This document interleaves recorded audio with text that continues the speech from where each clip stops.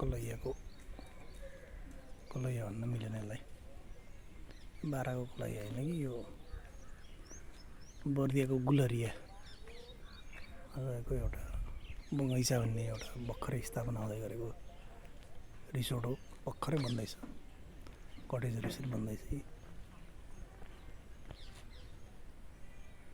यो झन्डै 43-42-43 डिग्रीको धुपमा चाहिँ यो ठाउँ चाहिँ मनलाई नै शीतल बनाउने खालको आनन्दको ठाउँ रहेछ भर्खरै सुरु भएको छ निर्माणहरू पनि भर्खर हुँदैछ संरचनाहरू यस्तो खालको छन् ग्रिनरी पहिल्यै कायम गरिसकेको रहेछ इको रिसोर्ट भनेर पनि नामाकरण गरेको छ यस्तो खालको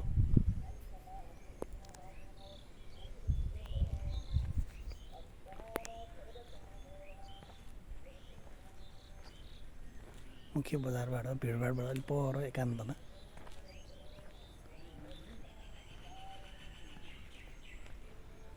यस्तो खालको संरचनाहरू बन्दैछन्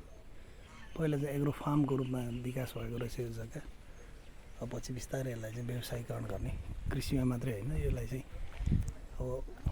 उद्योगको रूपमा रेस्टुरेन्टको रूपमा पनि विकास गर्ने भन्ने सबै व्यावसायिक हिसाबले चल्ने भन्ने सिद्धान्त अनुसार यो खालको ग्रिनरीमा अहिले यो 42-43-42 हिजो 42 थियो यहाँको तापक्रम गुलरियाको अब यो 42 डिग्रीको तापक्रमको धुपको बिचमा यतिको शीतलता यतिको आनन्द भनेको गजबै हुँदो रहेछ हामी पाहाडमा बसिरहनेहरूलाई चाहिँ सकसै हुने रहेछ यतिको ग्रिनरी हुँदा चाहिँ अलिकति मन शीतल भइरहेको छ यस्तो खालको दृश्य छ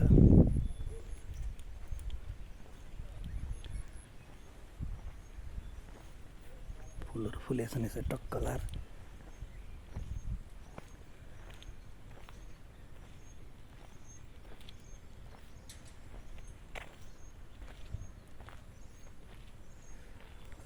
इन्ट्रान्स गेट यताबाट छ है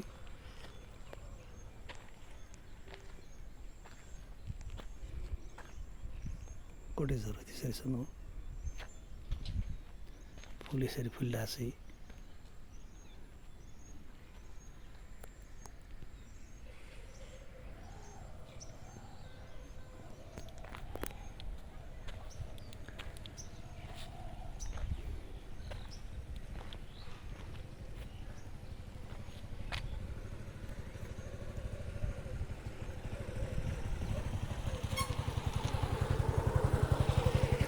पोखरी पनि छ